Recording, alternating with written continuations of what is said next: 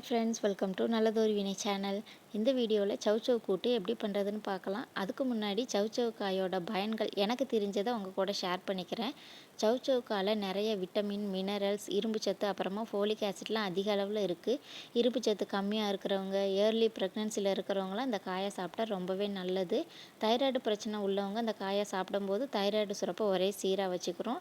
ரத்த ஓட்டத்தையுமே சீர்படுத்தும், இதயத்துக்கு ரொம்ப நல்லது. நம்ம உடம்புல இருக்கக்கூடிய கெட்ட கொழுப்பை கம்மி பண்ணும், உடல் எடையுமே இது கம்மி பண்ணும் அப்படின்னு சொல்கிறாங்க. சின்ன வயசுலேயே கை கால் முகத்துலலாம் சுருக்கம் இருக்கும் இல்லையா, அவங்களுமே இந்த காயை சாப்பிட்டா அதிலேருந்து அதெல்லாம் கம்மியாகும் அப்படின்னு சொல்கிறாங்க. நரம்பு தளர்ச்சி நோய்க்கு ரொம்பவே நல்லது. அது மட்டும் இல்லாமல் வயிற்றில் ஏற்படக்கூடிய பிரச்சனைகளுக்கு இந்த காய் வந்து ஒரு நல்ல தீர்வாக இருக்கும். மலச்சிக்கல் பிரச்சனைலாம் எதுவும் இருக்காது. அந்த மாதிரி இருக்கிறவங்க அடிக்கடி இந்த காயை சாப்பிட்டா ரொம்பவே நல்லது.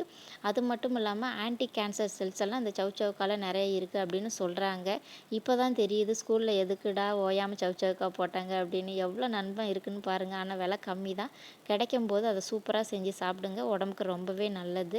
இப்போ நம்ம எப்படி சமைக்கிறது அப்படின்னு பார்த்துடலாம். ஸோ 2 சவ் சவ்க்கா வாஷ் பண்ணி எடுத்துருக்கேன். அதை தோல் சீவிட்டு குட்டி குட்டியாக கட் பண்ணி வச்சுருக்கேன்.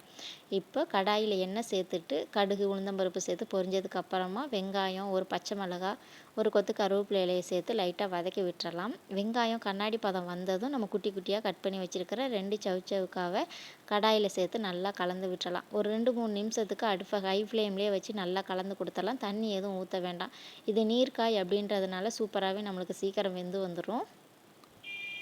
விலை அதிகமாக இருக்கிற பொருள் நம்மளுக்கு தேவையே படாட்டாலும் ஓடி ஓடி தேடி தேடி வாங்குவோம் பந்தாவுக்காக. ஆனால் விலை கம்மியாக இருக்கிற பொருளை நம்ம கண்டுக்கிறவே மாட்டோம். இந்த சவ் சவ்க்கா மாதிரி சவ் சவ்க்கா சிம்லேயே வச்சுட்டு இதுக்கு ஒரு மசாலா ரெடி பண்ணணும். அதுக்கு ஒரு மிக்சர் ஜாரில் கொஞ்சமாக தேங்காய், காரத்துக்கு ஏற்ப பச்சை மிளகாய், 1/2 ஸ்பூன் சோம்பு, ஜீரகம், 2 பல் பூண்டு இதெல்லாம் சேர்த்து கொஞ்சமாக தண்ணி ஊற்றி குறப்பாக அரைச்சி எடுத்துகிட்டு வந்துடலாம். இந்த சைடு பார்த்தீங்கனாலே சவ் சவ்க்காவும் பாதி அளவு வெந்து வந்திருக்கு. இப்போ இது ஒரு தடவை நல்லா மிக்ஸ் பண்ணிவிட்டு காய்க்கு தேவையான அளவு உப்பும் கொஞ்சமாக மஞ்சள் தூளும் சேர்த்து நல்லா கலந்து விட்டுறலாம்.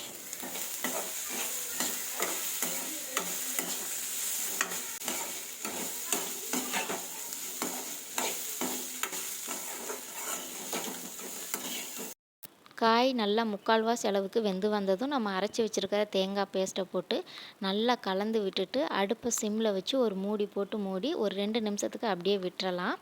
2 நிமிஷம் கழித்து நல்லா மிக்ஸ் பண்ணி பார்த்தா நல்லா அந்த பூண்டு வாசனையோட சவ் சவ்க்கா கூட்டு அவ்வளோ சூப்பராக ரெடி ஆயிரும். நீங்களும் இதே மாதிரி ட்ரை பண்ணி பார்த்து சாப்பிட்டுட்டு எப்படி வந்தது அப்படின்னு எனக்கு கமெண்ட் பண்ணுங்கள். வீடியோ உங்களுக்கு பிடிச்சிருந்ததுன்னா லைக் பண்ணுங்கள், மற்றவங்களுக்கும் ஷேர் பண்ணுங்கள். இதோட நன்மைகள் பற்றி தெரிஞ்சுக்கிறட்டும். ஸோ இப்போ தான் ஃபர்ஸ்ட் டைம் நீங்கள் நம்ம சேனலை பார்க்குறீங்க அப்படின்னா மறக்காமல் சப்ஸ்கிரைப் பண்ணி கூடவே அந்த பெல் ஐக்கானை கிளிக் பண்ணி வச்சுக்கோங்க.